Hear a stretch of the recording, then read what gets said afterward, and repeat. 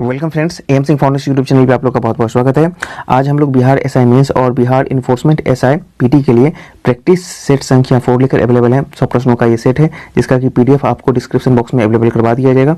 वहां से देख के आप लोग इसको पहले डाउनलोड कीजिएगा और बनाइएगा खुद से ईमानदारी पूर्वक। जो वीडियो में दिखाया गया मॉडल आंसर है उससे अपने आंसर को मैच करके अपना स्कोर कमेंट बॉक्स में जरूर लिखिए। वीडियो जो बिहार एसएससी इंटर मेंस के स्टूडेंट हैं वो भी जरूर बनाए, क्योंकि हर एक क्वेश्चन बहुत ही महत्वपूर्ण है। आज के वीडियो का जो कट ऑफ रखा गया प्रैक्टिस सेट वाले का उसका 70 रखा गया है, लेकिन यदि आप 65 से लेके 70 प्लस करते हैं तो दोनों स्थिति में आपकी तैयारी बेहतर मानी जाएगी। वीडियो के अंत में आपको मैथ और रीजनिंग का सॉल्यूशन वीडियो भी अवेलेबल करवाया जाएगा। तो बता दूं कि ये वीडियो एडिटोरिया के प्रैक्टिस सेट पर आधारित है। यदि आप चैनल पे नए हैं या अभी तक आपने चैनल को सब्सक्राइब नहीं किया है तो चैनल को जरूर सब्सक्राइब करें और पसंद आने पर इसको लाइक शेयर भी जरूर करें।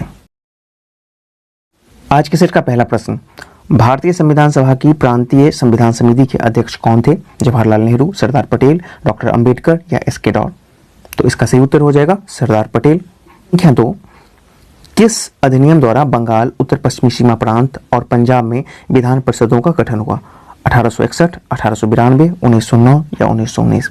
इसका सही उत्तर हो जाएगा ए 1861। संख्या 3, भारतीय संविधान का कौन सा भाग स्पष्ट रूप से घोषणा करता है कि भारत एक धर्मनिरपेक्ष राज्य है? संविधान की प्रस्तावना, मौलिक अधिकार, राज्य के निर्देशक सिद्धांत या मौलिक कर्तव्य? तो इसका सही उत्तर हो जाएगा संविधान की प्रस्तावना। प्रस्तावना में ही उल्लेख है कि भारत एक धर्मनिरपेक्ष राज्य है। 4, 14 वर्ष से कम आयु के बच्चों को कारखाना, खान, खतरनाक रोजगार में नहीं लगाया जाएगा। यह संविधान के किस अनुच्छेद में वर्णित है? अनुच्छेद 21, अनुच्छेद 22, अनुच्छेद 23 या अनुच्छेद 24? तो देखिए, ये मौलिक अधिकार के सेक्शन से सवाल है और अनुच्छेद 23 जो है वो है बलात्श्रम और अनुच्छेद 24 बाल श्रम है। तो यहाँ पे बाल श्रम की बात की जा रही है, तो यानी कि ऑप्शन डी सही होगा, अनुच्छेद 24। संख्या 5, किस संविधान संशोधन द्वारा आपात के संदर्भ में आंतरिक अशांति शब्द के स्थान पर सशस्त्र विद्रोह शब्द रखा गया था? 42 में, 44 में, 45 में या 47 में? तो देखिए, 42 में संविधान संशोधन में क्या कर दिया गया था कि आंतरिक अशांति शब्द जोड़ा गया था, लेकिन उसको 44 में संविधान संशोधन में हटा लिया गया था। तो आंसर हो जाएगा वो बी हो जाएगा, 44वां संविधान संशोधन। संख्या 6, केंद्र राज्य संबंध पर गठित विभिन्न आयोगों का कालक्रम सही अनुसार से व्यवस्थित करें। प्रशासनिक सुधार आयोग 1967, राजमन्नार समिति 1969, सरकारिया 1983, एमपी पुंछी 2005। तो इसमें सिर्फ 2 ही ऑप्शन सही है।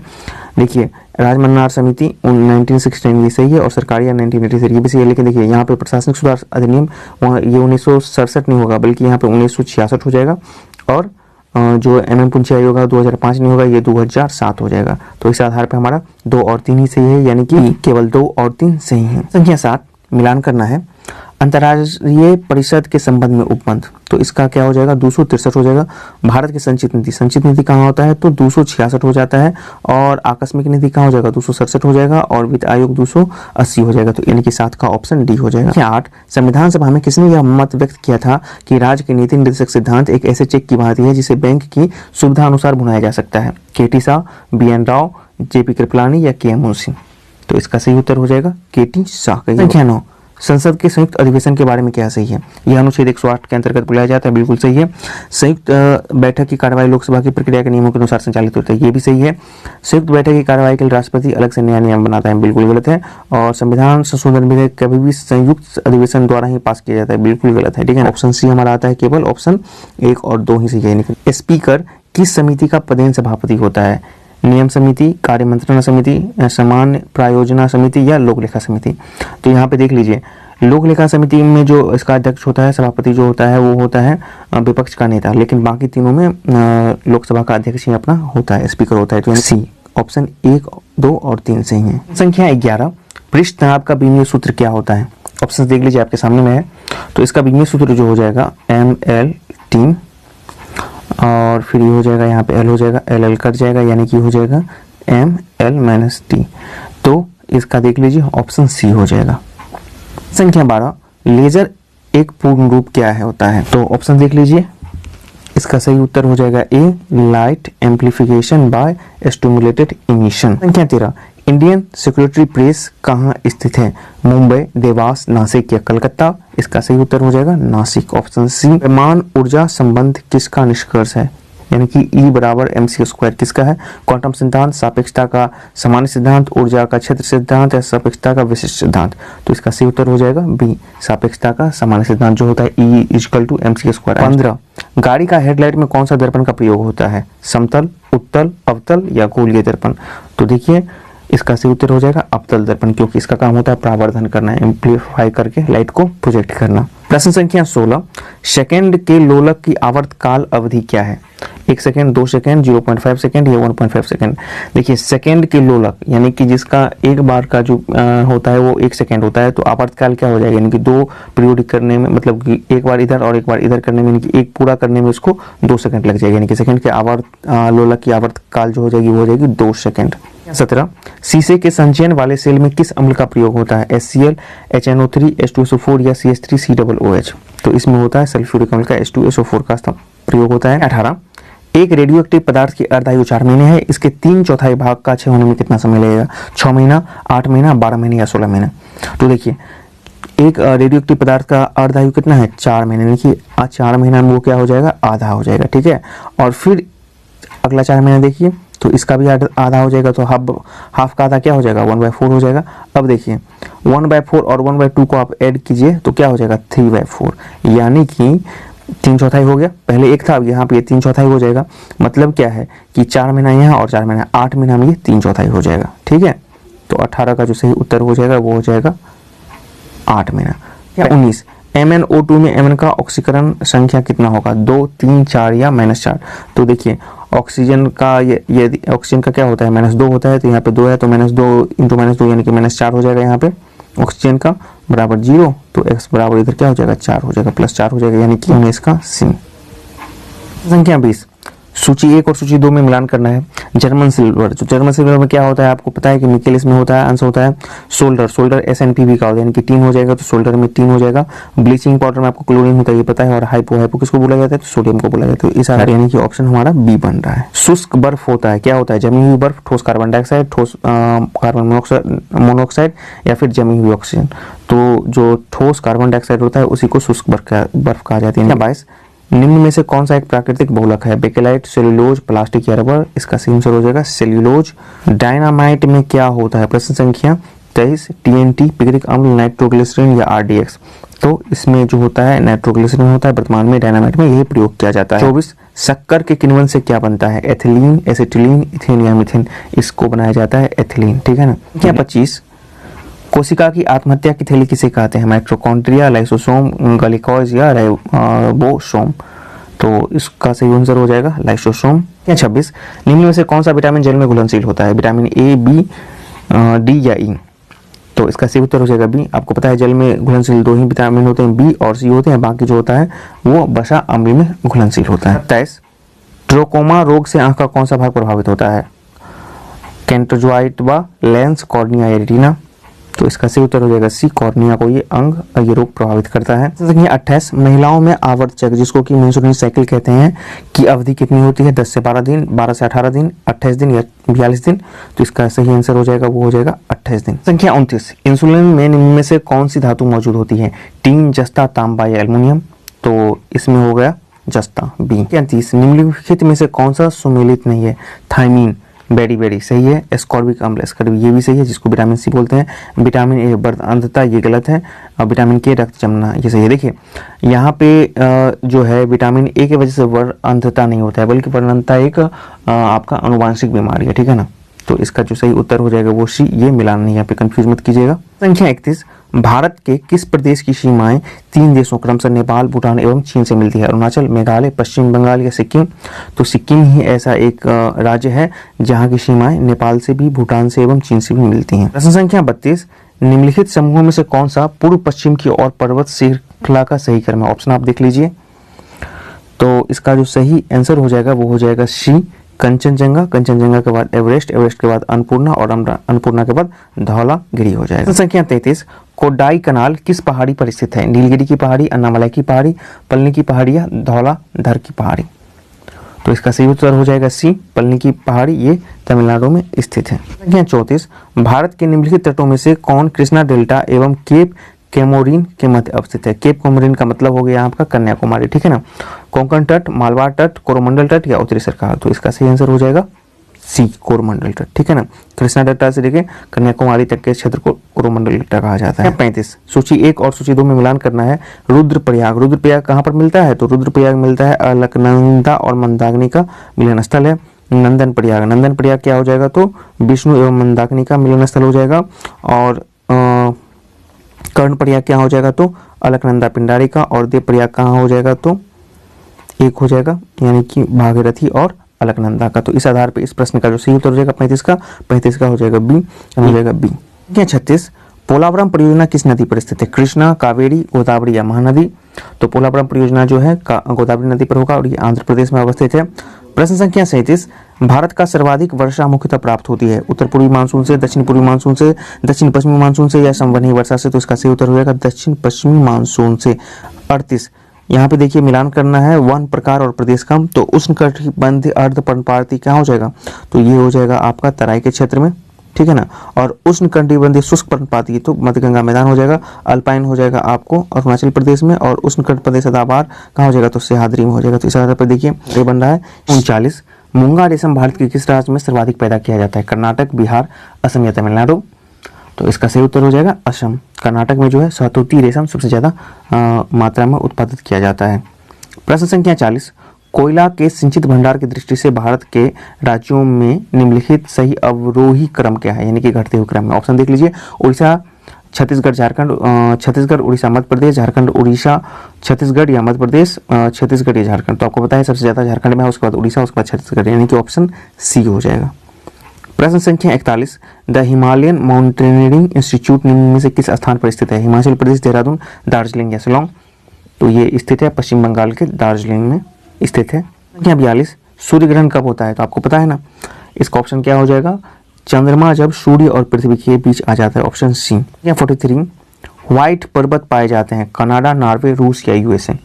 तो इसका सही उत्तर हो जाएगा यूएसए। थोड़ा सा आप मिलाइए कि व्हाइट सैंडर्स यूएसए, जहाँ पे कि परमाणु परीक्षण हुआ था, तो इस आधार पे भी आप मिला के मार सकते हैं यूएसए में। प्रश्न संख्या 44, अंधी घाटियां कहाँ पाई जाती हैं, टुंड्रा प्रदेश, शुष्क प्रदेश, क्रस्ट प्रदेश या हिमानीकृत प्रदेश। तो इसका सही आंसर हो जाएगा क्रस्ट प्रदेश। प्रश्न संख्या 45, मेनीगट रेखा है किस किस के बीच की सीमा रेखा है, France, Germany, America, Canada, Germany, Poland या भारत, अफगानिस्तान के बीच में। तो बहुत फेमस है, फ्रांस और जर्मनी के बीच में मेनीगट रेखा है। प्रश्न संख्या 46, निम्नलिखित दिए गए युग में से कौन सा युग सही सुमेलित नहीं है, बहामस, नसाउ, कोस्टारिका, सॉन जोस, निकारागुआ, मनागुआ, इंडोनेशिया, जकार्ता। तो इसका उत्तर हो जाएगा सी, ये सही सुमेलित नहीं है। वैसे आप लोग इसको एक बार चेक कर लीजिएगा। एवं उत्तर प्रदेश तथा बिहार राज्य की सीमा का पर कौन सा जलप्रपात स्थित है, बारसडीह जलप्रपात, हुंडो जलप्रपात, दुर्गावती या ककोला जलप्रपात। इसका सही आंसर हो जाएगा दुर्गावती जलप्रपात। 48, बिहार का पहला डॉल्फिन अभ्यारण्य अवस्थित है, पटना, भागलपुर, बक्सर या इनमें से कोई नहीं। तो इसका सही आंसर हो जाएगा भागलपुर में अवस्थित है, जबकि डॉल्फिन रिसर्च सेंटर जो है अभी हाल ही में पटना में मतलब स्थापित किया गया है। 49, भारत वन रिपोर्ट 2019 के अनुसार सर्वाधिक वन प्रतिशत वाले राज्य का अवरोही मतलब कि क्रम में क्या है, सबसे ज्यादा है मिजोरम में, उसके बाद अरुणाचल प्रदेश में है, उसके बाद मेघालय में है। तो इसका सही उत्तर हो जाएगा ए। ठीक है, जल संधि किसके मध्य स्थित है, मलेशिया, इंडोनेशिया, जावा द्वीप और सुमात्रा द्वीप, बाली द्वीप और लंबोक द्वीप, क्यूबा और यूएसए के बीच में। तो सुंडा है जावा और सुमात्रा। प्रश्न संख्या 51, मुस्लिम लीग ने किस कारण संविधान सभा का बहिष्कार किया, मुस्लिम लीग को संविधान सभा में उचित प्रतिनिधित्व नहीं मिला, मुसलमानों के लिए एक अलग संविधान सभा की चाहत रखते थे, मुस्लिम लीग संविधान सभा का अध्यक्ष किसी मुस्लिम को बनाना चाहते थे। तो देखिए इसका एक ही रीजन था कि मुसलमानों के लिए अलग संविधान सभा चाहती थी, यानी कि 51 का जो आंसर हो जाएगा वो हो जाएगा केवल 2 सही, यानी कि बी। 52, भारतीय उपमहाद्वीप में कृषि के प्राचीनतम साक्ष्य कहाँ से प्राप्त हुए हैं, कोल्डी हवा, हड़प्पा, बुर्जहोम या मेहरगढ़। तो कृषि के जो प्राचीनतम साक्ष्य प्राप्ति हुए हैं मेहरगढ़ से, यह स्थान अभी आपको पाकिस्तान में पड़ता है। प्रश्न संख्या 53, सभा एवं समिति प्रजापति की 2 पुत्रियां थीं, इसका उल्लेख किस वेद में मिलता है, ऋग्वेद, यजुर्वेद, सामवेद या अथर्ववेद। तो इसका उल्लेख आपको अथर्ववेद में मिलता है। मौर्य काल में भाग एवं बलि थे क्या, सैनिक विभाग, राजस्व स्रोत, प्रशासनिक विभाग या धार्मिक अनुष्ठान। तो इसका सही उत्तर हो जाएगा राजस्व के स्रोत थे। 55, सती प्रथा का उल्लेख कहाँ से प्राप्त होता है, जूनागढ़, प्रयाग, नासिक या एरन। तो इसका सही उत्तर हो जाएगा एरन अभिलेख, भानुगुप्त के एरन अभिलेख से। प्रश्न संख्या 56, यहाँ पे शासक और उसके द्वारा मंदिर निर्माण का घटनाक्रम को मिलाना है। कृष्ण प्रथम एलोड़ा का कैलाश मंदिर बिल्कुल सही है, नरसिंह वर्मन प्रथम रथ मंदिर ये भी सही है, राज राजेश्वर बृहदत्त का मंदिर ये भी सही है, नरसिंह वर्मन प्रथम, देखिए ये नरसिंह वर्मन प्रथम की जगह पर यहाँ पर द्वितीय होता, इन्होंने काशी का कैलाश मंदिर निर्माण किया था, यानी कि 56 का जो ऑप्शन डी है ये सही क्रम नहीं है। 57, किसके मंत्रिपरिषद को अष्टप्रधान के नाम से जाना जाता है, शिवाजी, कृष्णदेवराय, चंद्रगुप्त मौर्य, नाना साहेब। तो ये जाना जाता है शिवाजी के मंत्रिपरिषद को। 58, किस शासक को गुलामों का गुलाम कहा जाता है? इल्तुतमिश, कुतुबुद्दीन ऐबक, नसीरुद्दीन मोहम्मद या बलबन। तो इल्तुतमिश को गुलामों का गुलाम कहा जाता है, ठीक है ना, जबकि गुलाम वंश की स्थापना कुतुबुद्दीन ऐबक के द्वारा किया गया था। निम्नलिखित में से कौन सही सुमेलित नहीं है? देखिए, आचार्य और विचारधारा है, माधवाचार्य द्वैततावादी, ये बिल्कुल सही है। रामानुजाचार्य विशिष्ट द्वैततावाद, ये भी सही है। निकंबाचार्य शुद्ध द्वैततावाद नहीं, यहाँ पे हो जाएगा द्वैततावाद, तो ये गलत है। और बाकी शंकराचार्य और द्वैततावाद, तो ये सही है। तो यानी कि इसका सही आंसर हो जाएगा श्री निकंबाचार्य शुद्ध द्वैततावाद, ये ऑप्शन गलत है। संख्या 60, यहाँ पे देखिए भूव्यवस्था और क्षेत्र है। मालवाड़ी बंदोबस्त उत्तरी पश्चिमी प्रांत सही है। अस्थायी बंदोबस्त बंगाली भी सही है, और रेतवाड़ी बंदोबस्त मद्रासी भी सही, यानी कि इसका ऑप्शन जो हो जाएगा 60 का डी सभी सही है। 61, कांग्रेस के किस अधिवेशन में दादा भाई नौरोजी ने धन निष्कासन सिद्धांत को स्वीकार किया गया था? 1886, 1888, 1896, 1905। तो इसका सही आंसर हो जाएगा डी 1905 के कांग्रेस के अधिवेशन में दादा भाई नौरोजी के धन निष्कासन सिद्धांत को स्वीकार किया गया। संख्या 62, निम्नलिखित को सुमेलित करें। विद्रोह और उसके क्षेत्र हैं। तो कुका कहाँ से है? कुका का संबंध पंजाब से है। अहोम क्या हो जाएगा? तो असम से हो जाएगा। किट्रू कहाँ जाएगा? कौसे कर्नाटक हो जाएगा। और गिरों का विद्रोह तमिलनाडु हो जाएगा। तो इस आधार पे आप लोग देख लीजिए, का जो ऑप्शन हो जाएगा वो डी हो जाएगा। प्रश्न संख्या 63, रिंग ऑफ फेंस की नीति या घेरे की नीति का संबंध किस गवर्नर जनरल से है? वॉरेन हेस्टिंग, डलहौजी, कॉर्नवालिस या हेनरी लॉरेंस। इसका संबंध हो जाएगा ए वॉरेन हेस्टिंग से। प्रश्न संख्या 64, निम्नलिखित घटनाओं को क्रम में सजाएं। असहयोग आंदोलन, गांधीदास पैक्ट, सांप्रदायिक पंचायत की घोषणा या काकोरी कांड। देखिए, इसका पहले हो जाएगा 1920 में असहयोग, उसके बाद गांधीदास पैक्ट, उसके बाद काकोरी, और फिर अंत में सांप्रदायिक पंचायत, यानी कि 1 3 4 2। देख लीजिए कहाँ पर है, 1 3 4 2 बी। 65, किस क्षेत्र को जीतने के लिए शेरशाह सूरी ने कहा था कि मुट्ठी भर बाजरे के लिए मैं दिल्ली की सल्तनत को खो देता? मेवाड़, मारवाड़, कालिंजर या पुरंत। तो ऐसा उन्होंने मारवाड़ के जीतने के क्रम में कहा था। 66, निम्नलिखित में कौन सही सुमेलित नहीं है? लॉर्ड डलहौजी अवध का विलय सही है। लॉर्ड एलनबरो सिंध का विलय, ये भी सही है। लॉर्ड हेस्टिंग तृतीय आंग्ल में मराठा युद्ध, ये भी सही है। लॉर्ड बुल्ललजी तृतीय आंग्ल में सूर्य युद्ध नहीं। लॉर्ड बुल्ललजी जो थे ये 1899 में आपको चतुर्थ आंग्ल में सूर्य युद्ध में संबंधित है। तो ये मिलान गलत है, यानी कि इसका जो सही ऑप्शन हो जाएगा वो डी हो जाएगा। 67, संस्थापक और संगठन के नाम है। तत्वबोधी समाज, तत्वबोधी समाज क्या हो जाएगा? रविन्द्रनाथ टैगोर हो जाएंगे। सत्यशोधक समाज, सत्यशोधक समाज हो जाएगा ज्योतिबा फूले। वेद समाज का आपका धरालू नायडू। और प्रार्थना समाज में क्या हो जाएगा? तो प्रार्थना समाज आत्माराम पांडुरंग, यानी कि 76 का सही आंसर सी हो जाएगा।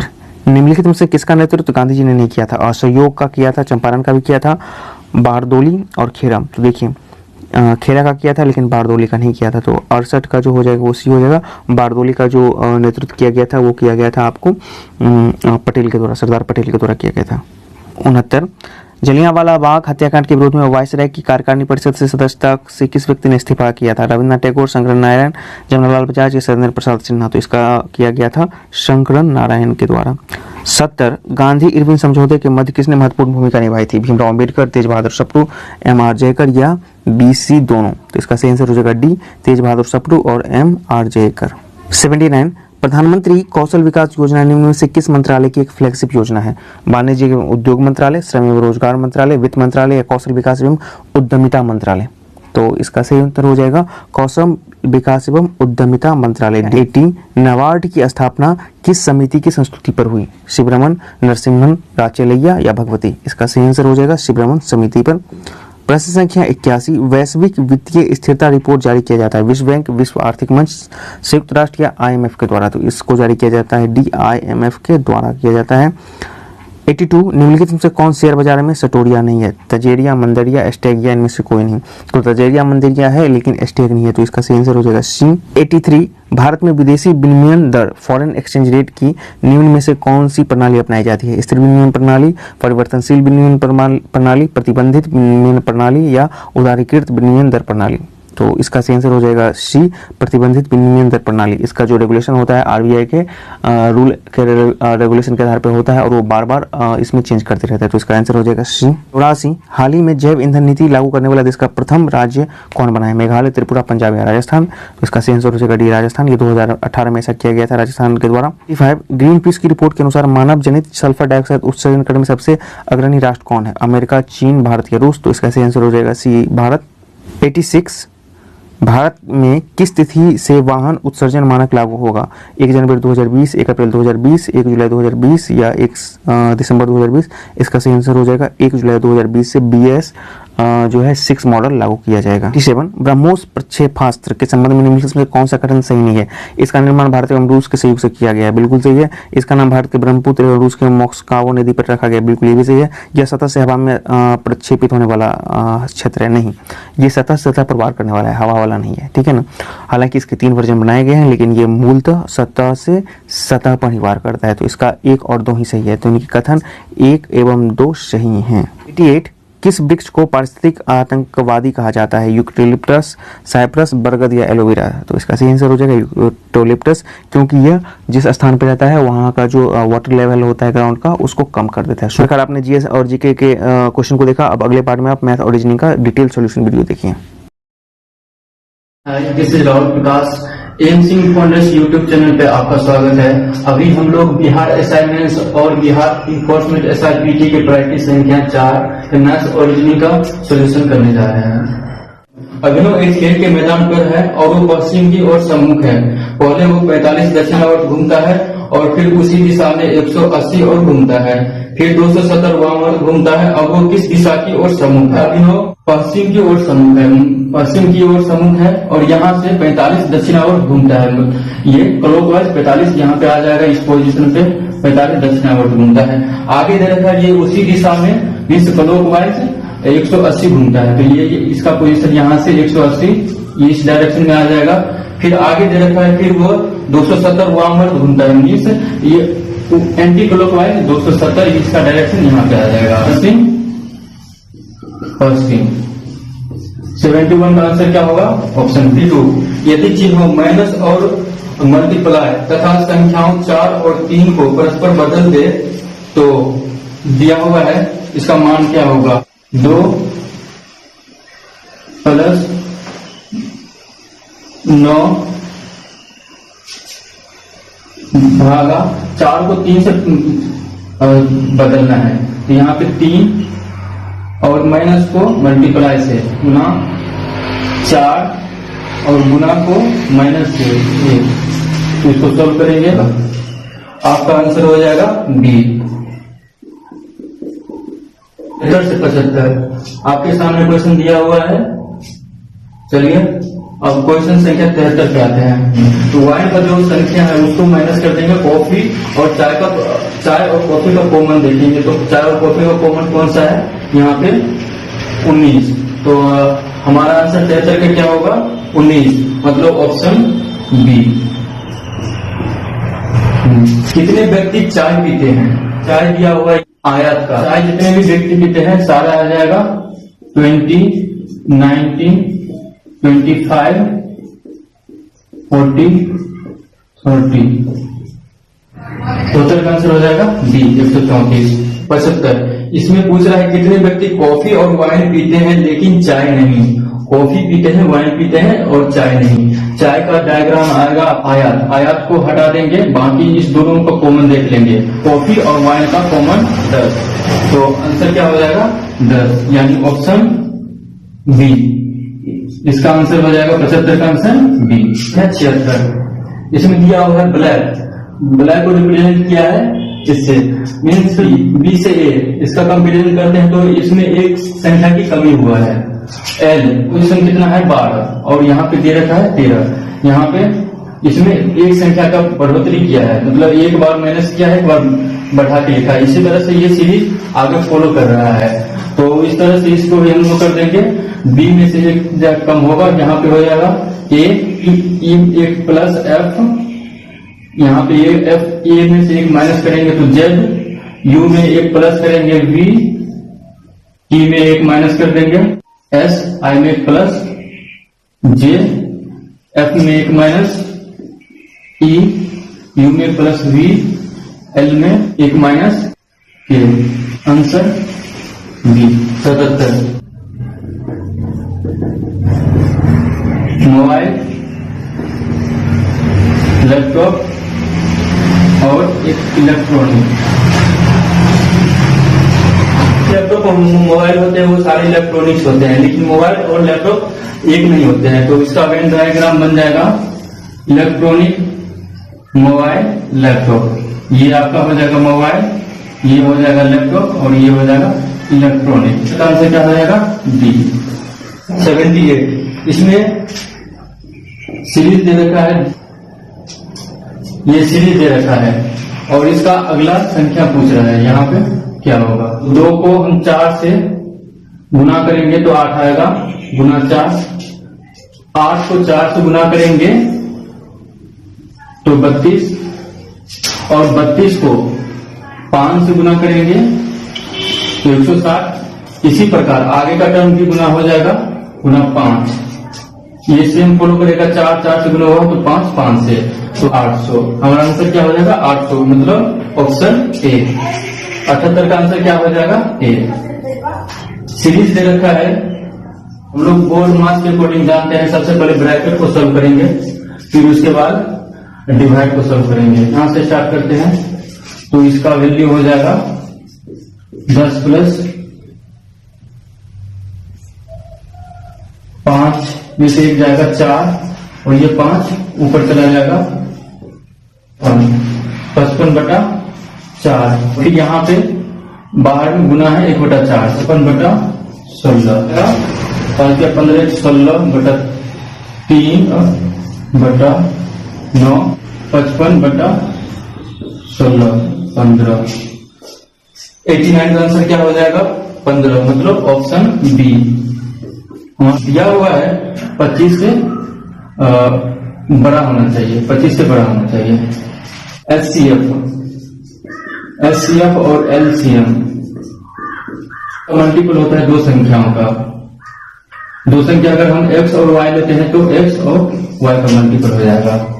यहां से आगे निकालेंगे 29, 41, 47 इक्वल टू, और वो दो संख्या है x और y क्या होगा? क्योंकि एचसीएफ कॉमन होता है, वो इसमें भी 29 होगा और इसमें भी 29 होगा। तो ये संख्या कितना होगा? 29x और ये संख्या होगा 29y। इसको सॉल्व करेंगे, ये इसे कटेगा 143, मतलब दो संख्या हो जाएगा, x और y का मल्टीपल हो जाएगा 143। यहां से इसको फैक्टर में बड़े करेंगे तो 11 और 13 दो फैक्टर में बड़े करेगा। बस एक ही संख्या इसका पॉसिबल है, 143 का 11 और 13, एक ही फैक्टर पॉसिबल है 11 और 13। तो 11 और एक संख्या हो जाएगा 29 गुना 13। इस दोनों का समेशन 29 कॉमन हो जाएगा, 11 प्लस 13 बराबर 29 गुना 24, 696। ऑप्शन बी हमारा आंसर क्या हो जाएगा? Option B.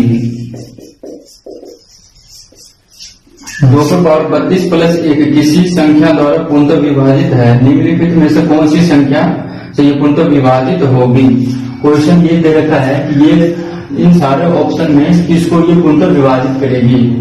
ऑप्शन से देखने से पता चल रहा है कि ये केवल इसी को डिवाइड कर पाएगी, क्योंकि बाकी तीनों ऑप्शन में ये वैल्यू छोटा है और ये वैल्यू बड़ा है, तो यही पॉसिबल है। तो हमारा आंसर ऐसे हो जाएगा ए। लेकिन प्रोसेस से चलिए आइए इसको समझते हैं। इस तरह के क्वेश्चन को फॉर्म सेट करते हैं a प्लस बी के होल क्यूब पे।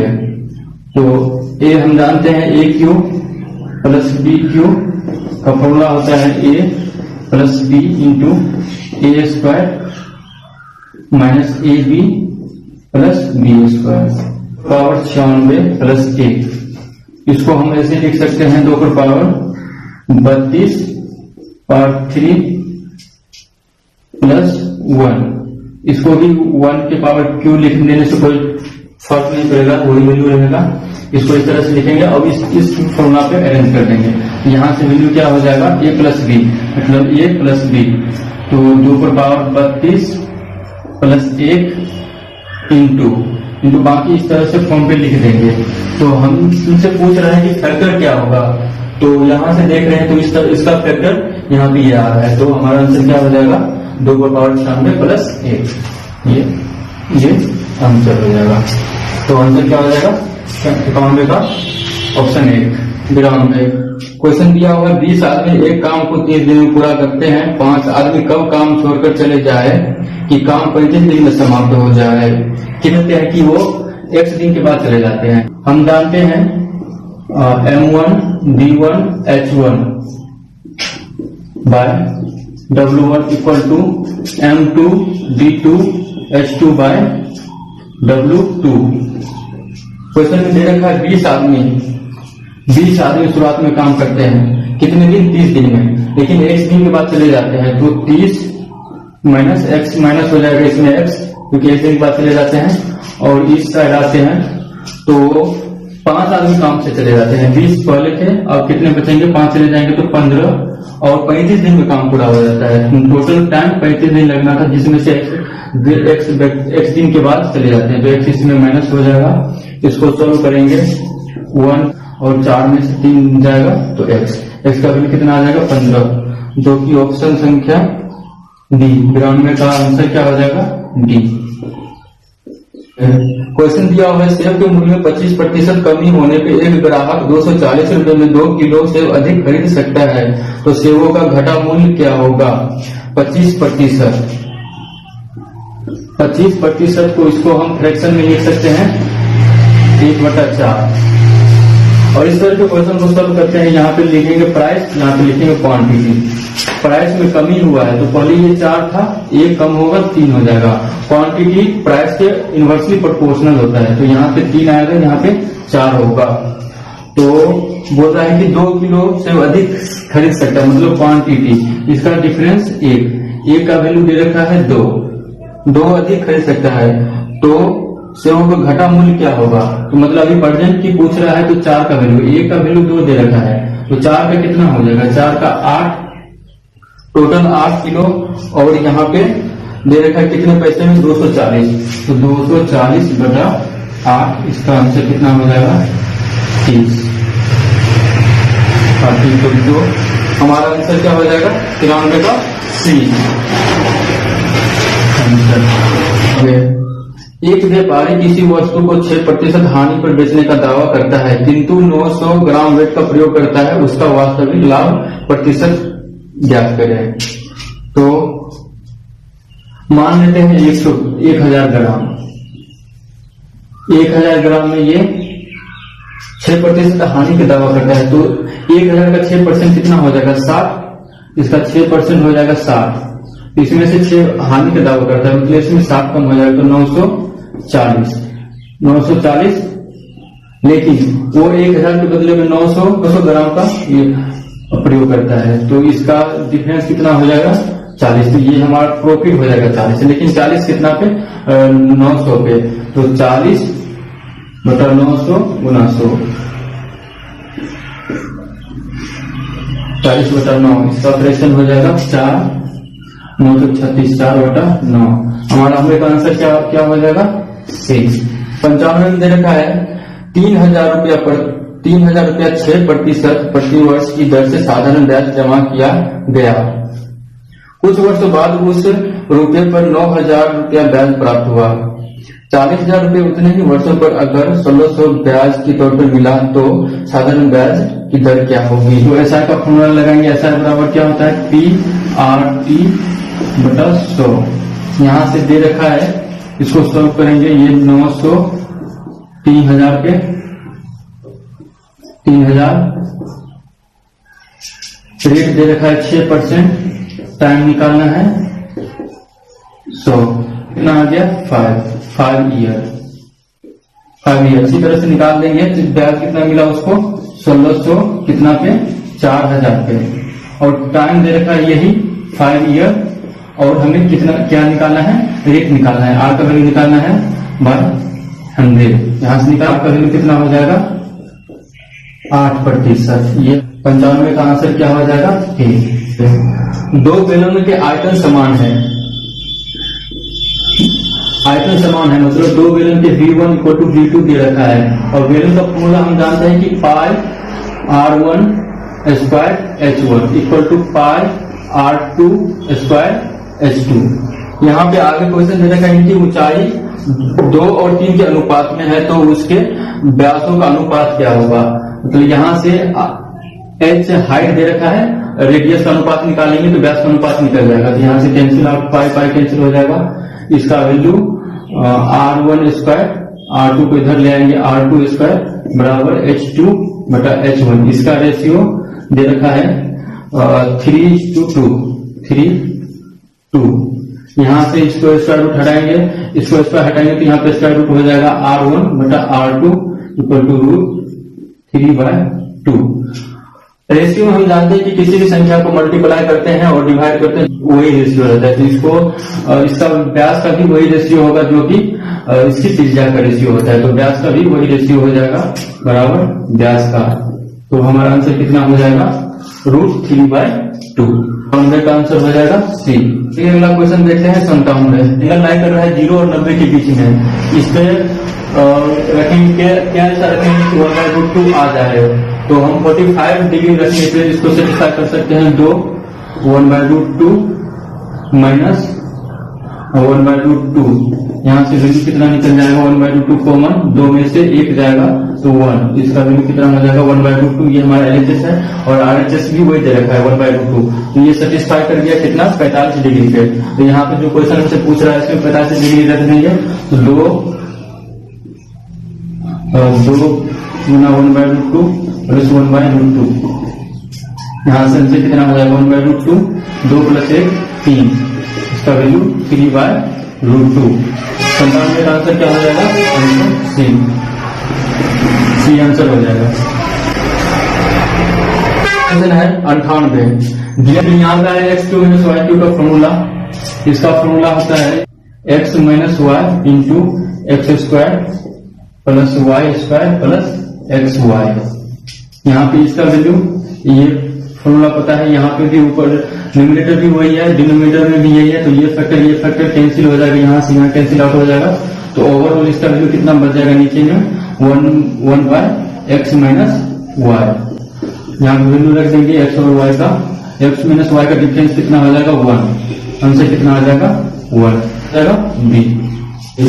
फॉर्मूला है 2 वर्षों के लिए अंदर साधारण ब्याज और चक्रवृद्धि ब्याज में। उसके लिए फॉर्मूला होता है अंतर को डिफरेंस से डी से लिखेंगे और ये होता है P R² बटा 100²। ये फॉर्मूला याद रखिए, इसमें ये क्वेश्चन बन जाएगा। बस इसमें रख देंगे। यहाँ पे दे रखा है डिफरेंस कितना है 32 और हमारा प्रिंसिपल कितना है, मतलब मूलधन है 5000 दे रखा है। यहाँ हमसे क्या पूछा जा रहा है रेट आर का वैल्यू पूछा जा रहा है R² बटा 100 मल्टीप्लाई 100। यहाँ से सोल्व कर लेंगे इसको, आ जाएगा 8%। जो हमारा ऑप्शन हो जाएगा 99 का आंसर बी। आंसर क्या हो जाएगा बी। वो क्वेश्चन में 100 नंबर क्वेश्चन में पूछ रहा है एक घड़ी की मिनट वाली सुई 7 सेंटीमीटर है। ये 7 सेंटीमीटर है और वो 30 मिनट में कितना क्षेत्र पार कर लेगी। तो हम जानते हैं कि 30 मिनट में ये आधा घड़ी को पार करती है और 60 मिनट में पूरा। तो ये हमसे एक सर्किल का आधा एरिया पूछा जा रहा है। तो आधा एरिया पूछा जा रहा है, यानी इतना पार्ट हमें निकालना है एरिया का आधा। तो पाई जानते हैं कि सर्किल का फॉर्मूला क्या होता है एरिया का πr²। तो उसका हाफ पूछ रहा है तो हाफ πr²। यहाँ से आर का वैल्यू रख देंगे 7। यहाँ से हमें एरिया निकल जाएगा कितना 77 सेंटीमीटर स्क्वायर। इस तरह से आपने 100 क्वेश्चन का सॉल्यूशन डिस्कशन देखा। अब वीडियो अच्छा लगे तो इसको चैनल को सब्सक्राइब कीजिएगा और शेयर और लाइक कर दीजिएगा। धन्यवाद।